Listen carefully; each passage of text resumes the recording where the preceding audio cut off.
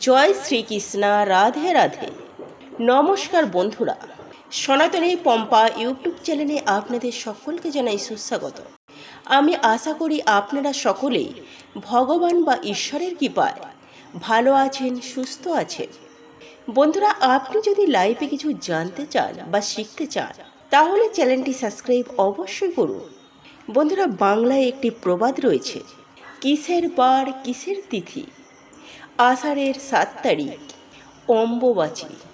আজ আমি আমার এই ভিডিওটির মাধ্যমে আপনাদেরকে জানিয়ে দেব যে এই অম্বুবাচী চলাকালীন আপনি কিছু করুন বা নাই করুন, অন্তত পক্ষে এই কাজগুলি অতি অবশ্যই পালন করুন। একই সাথে আমি আপনাদেরকে এটাও জানিয়ে দেব যে এই 2025 সালে অম্বুবাচী সঠিক পূর্ণাঙ্গ সময়সূচি ও পালনের নিয়ম, আর এই অম্বুবাচী চলাকালীন করণীয় কী, এই সমস্ত বিষয় নিয়ে আজ আমি আপনাদের সম্পূর্ণ বিস্তারিতভাবে জানিয়ে দেব। আশা করি আজকে আমার এই ভিডিওটি দেখার পর এই অম্বুবাচী সম্পর্কে অনেক কিছু নতুন গোপন তথ্য জানতে পারবেন, যা 90% মানুষ জানে না। তাই এই প্রসঙ্গে বিস্তারিত জানার আগে আপনাদেরকে বলে রাখি, আপনি যদি আমাদের চ্যানেলে নতুন হয়ে থাকেন তাহলে চ্যানেলটি অতি অবশ্যই সাবস্ক্রাইব করুন এবং পাশে থাকা নোটিফিকেশান বেল আইকনটি ক্লিক করুন, কারণ আমি বিভিন্ন প্রকার তন্ত্র মন্ত্র, বশীকরণ, টোটকা, বাস্তু টিপস, জ্যোতিষশাস্ত্র, পুজো আরাধনা এবং ব্ল্যাক ম্যাজিক করা নিয়ে নিত্য নতুন ভিডিও আপলোড করে থাকি, যা প্রয়োগ করার মাধ্যমে আপনার জীবনে থাকা সকল প্রকার সমস্যার সমাধান করতে পারবেন। চলুন এইবার মূল আলোচনায় প্রবেশ করা যাক। তবে মূল আলোচনায় প্রবেশ করার আগে আপনারা যদি মা কামাখ্যা দেবীর আশীর্বাদ ও কৃপায় নিজেদের জীবনকে ধন্য করতে চান তাহলে জয় মা কামাখ্যা দেবীর জয় লিখে কমেন্ট অবশ্যই করবেন। বন্ধুরা, হিন্দু ধর্মে একটি অত্যন্ত গুরুত্বপূর্ণ বাৎসরিক উৎসব হলো এই অম্বুবাচী। বিভিন্ন আঞ্চলিক ভাষায় এর বিভিন্ন নাম। কেউ কেউ একে অম্বুবাচী বলে, আবার কেউ আমাবতী বলে, আবারও কেউ রজ উৎসলা বলে থাকে, আবার কেউ কেউ ঋতুমতীও বলে থাকে। বন্ধুরা, আমাদের হিন্দু শাস্ত্রে এই ধরিত্রীকে তথা এই পৃথিবীকে মাতা হিসাবে গণ্য করা হয়েছে। বন্ধুরা, পবিত্র বেদেও পবিত্র মাতা হিসাবে এই পৃথিবীকে আখ্যায়িত করা হয়েছে। আর আমরা সকলেই এই পৃথিবী বা ধরিত্রী মাতার সন্তান। আর এই অম্বুবাচীর পেছনে রয়েছে পৃথিবী আমাদের মা, এটা দৃঢ় বিশ্বাস। আসলে বন্ধুরা, নতুন বর্ষার শুরুতে পৃথিবী যখন জলসিক্ত হয়ে ওঠে তখন তাকে ঋতুমতী নারী রূপে গণ্য করা হয়।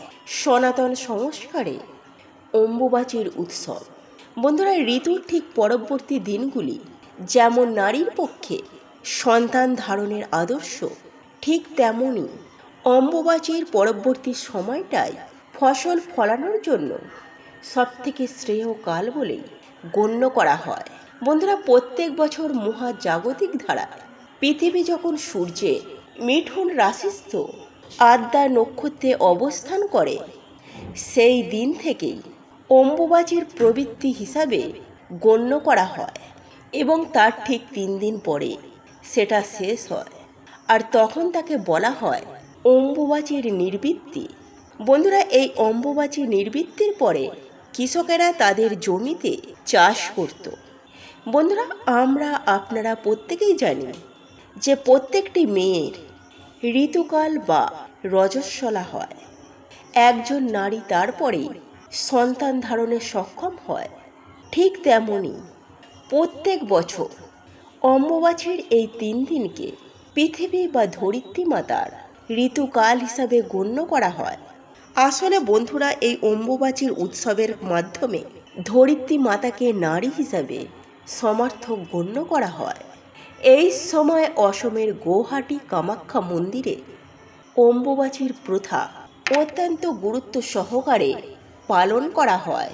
বন্ধুরা, নীলাচল পর্বতের শীর্ষে কামাখ্যা মন্দিরে লক্ষ লক্ষ ভক্ত এবং দর্শনার্থী এইখানে জমায়েত হন। তবে এই অম্বুবাচী চলাকালীন সময়ে দেবীর মন্দির বন্ধ রাখা হয়।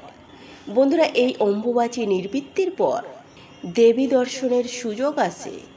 বন্ধুরা, এই বিষয়টি আপনারা হয়তো নিশ্চয়ই জানেন যে শাস্ত্র মতে ঋতুকালে মেয়েদের পুজো আরাধনা বা বিভিন্ন মাঙ্গলিক কর্ম থেকে তাদেরকে বিরত থাকতে বলা হয়। আর এই অম্বুবাচী বা আমাবতীর এই 3 দিন ধরিত্রী মাতাকে রজস্বলা হিসাবে যেহেতু গণ্য করা হয়, তাই এই সময় বেশ কিছু নিয়ম পালনের কথা শাস্ত্রে বলা হয়েছে। যেমন ব্রহ্মচারী, সাধু, সন্ন্যাসী, যোগী পুরুষ, বিধবা মহিলা এনারা কেউই রজস্বলা পৃথিবীর ওপর আগুনে রান্না করে কিছু খান না, বিভিন্ন ফল মূল খেয়ে থাকে এই 3 দিন। আর প্রত্যেক বছর আষাঢ় মাসের 7 তারিখ থেকে শুরু হয় এবং তা 3 দিন ধরে চলে এবং সেটি শেষ হয় 10 তারিখে। বন্ধুরা, এই 2025 সালে এই অম্বুবাচীর প্রবৃত্তি শুরু হবে 7ই আষাঢ় বুধবার, ইংরাজি 22শে জুন সকাল 11:44 এবং শেষ হবে বাংলা 10ই আষাঢ় শনিবার, ইংরাজি 25শে জুন রাত 11:34।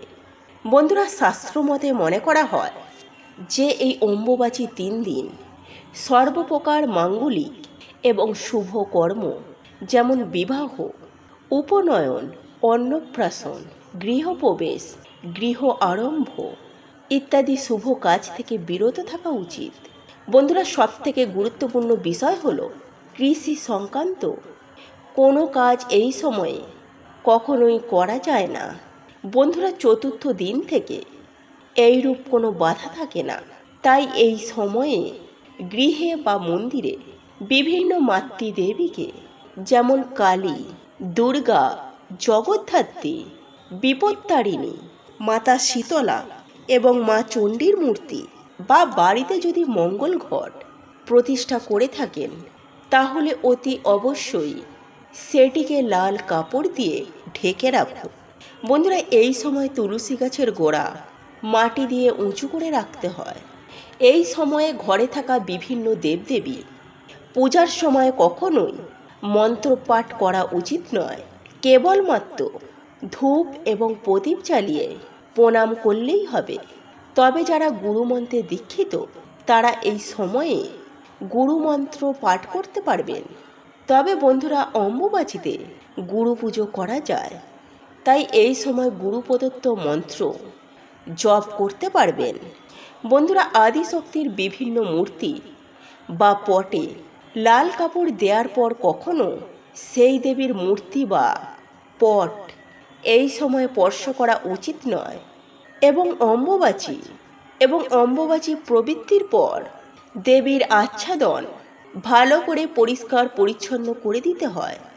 তারপর দেবী মূর্তি ভালো করে স্নান করিয়ে পুজো আরাধনা করতে হয় এবং এরপর দেবীকে আম ও দুধ নিবেদন করতে হয়।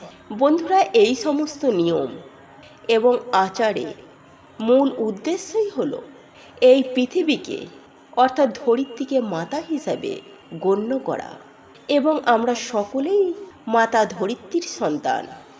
তিনি আদি শক্তির রূপ। তাকে পরিষ্কার পরিচ্ছন্ন ও সুন্দর রাখার দায়িত্ব আমাদেরই। বন্ধুরা, আমি আশা করব এই ভিডিওটি থেকে অম্বুবাচী সম্পর্কে আপনারা অনেক কিছু তথ্যই জানতে পেরেছেন।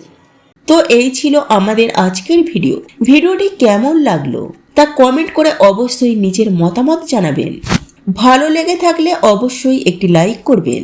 কমেন্টে ভক্তি, ভালোবাসা ও শ্রদ্ধার সহিত জয় মা লক্ষ্মী দেবীর জয় বা জয় শ্রীকৃষ্ণ রাধে রাধে একটি বারের জন্য হলেও লিখে যাবার জন্য অনুরোধ জানাচ্ছি।